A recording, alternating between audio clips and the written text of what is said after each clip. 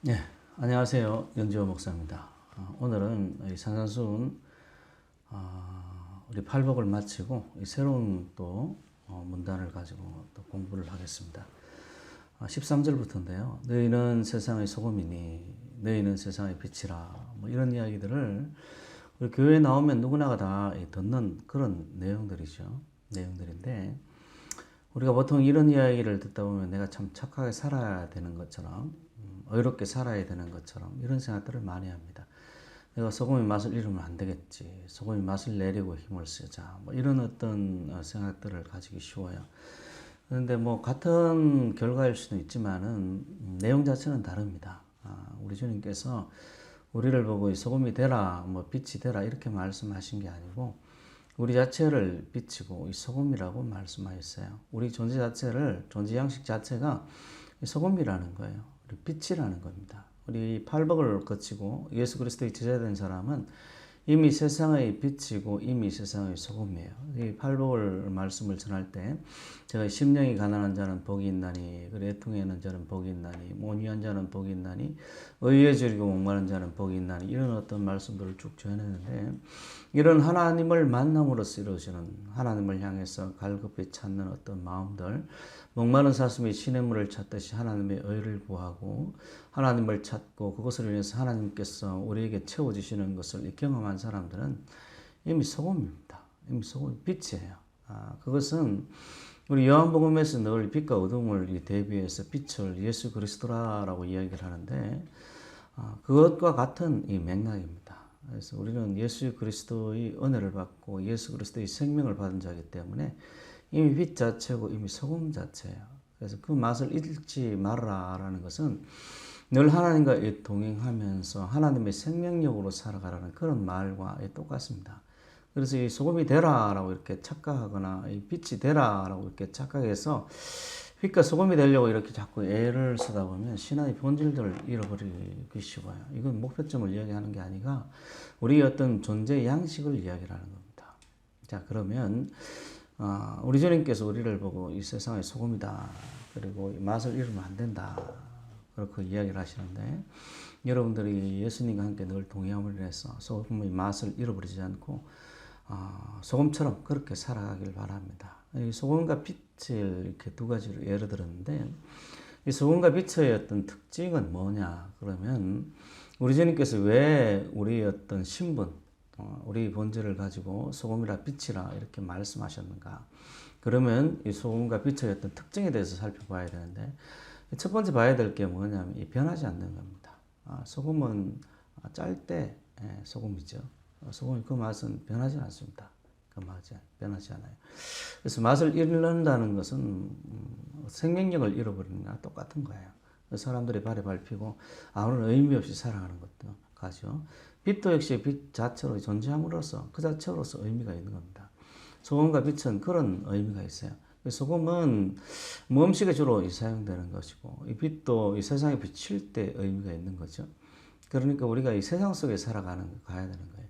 그래서 우리 기독교인들 중에서도 이 과거에 뭐 중세나 이 고대에 보면 이 세상과 격리돼서 수도한 사람들의 이야기가 나오지만은 이 세상에 이렇게 큰 영향력이 있는 게 아닙니다. 오늘날 우리 한국교회도 이제 기도원이 안 된다라고 얘기했는데, 옛날에 기도원이 잘 될 때도 이 사람들이 막 몰려왔어요. 그 사람들이 몰려와서 거기서 하루 종일 혹은 일주일 내내 한 달 내내 기도하다 은혜 받고 다시 세상에 나가는 겁니다. 소금과 빛은 음식과 이 세상에 비추어질 어떤 존재가 있어야 의미를 가지는 거예요. 우리도 기독교인도 어디서 살아가는가 하면 세상 속에서 살아갈 때 기독교인으로서의 의미를 가집니다. 소금은 그 음식의 어떤 대다수의 어떤 부분들을 차지하는 게 아니죠. 조금만 들어가도 그 음식의 소금 맛이 쫙 짠맛이 나서 이 음식 전체의 맛을 변하게 만듭니다. 음식을 좀 더 그 고유한 맛이 있게 그렇게 만드는 거죠. 그래서 이 소금의 양이 많다 적다가 아니고 진짜 그 소금이 아니냐가 중요하죠. 많은 것도 물론 좋겠지만은 어쨌든 이 소금과 빛은 그 속에서 있을 때 의미를 가져요. 소금은 맛을 내고요. 빛은 이 빛을 비추는 거죠. 그래서 이 빛은 존재함으로 인해서 만약에 뭐 형광등을 하나 켜면 형광등이라는 어떤 빛이 존재함으로 인해서 이미 쫙 그 그 밑에 형광등 주변의 어떤 것들이 밝게 드러나는 겁니다. 그래서 우리는 이 땅에 그리스도인으로서 살아가는 것 자체만으로 이미 의미를 가지는 그런 사람들입니다. 존재함으로 인해서 하나님을 의를 따르면 더 큰 어떤 의미를 가지고 더 큰 존재를 가지겠죠. 소금이 이제 이 음식의 맛을 즐겁게 하고 맛을 드러낸다면 이 빛은 또 이 존재함을 인해서 이 사물이 어떤 것인지 다 드러나요. 그래서 책상이 이제 모르고 있다가 빛이 확 비치면 책상인지 드러납니다. 연필도 역시 마찬가지. 연필이 어디 있는지 모르다가 빛이 탁 비치면 연필이 어디 있는지 쫙 드러나요. 그래서 기독교인이 드러날 때 이 진리가 밝혀지는 거예요. 오늘날 우리 사회가 이 거짓으로 많이 물들어 있고 거짓말을 많이 하는 그런 사회가 되었는데 이것은 교회가 제대로 역할을 하지 못하기 때문에 교회가 하나님과 함께 걷지 못하기 때문에 일어나는 현상들입니다.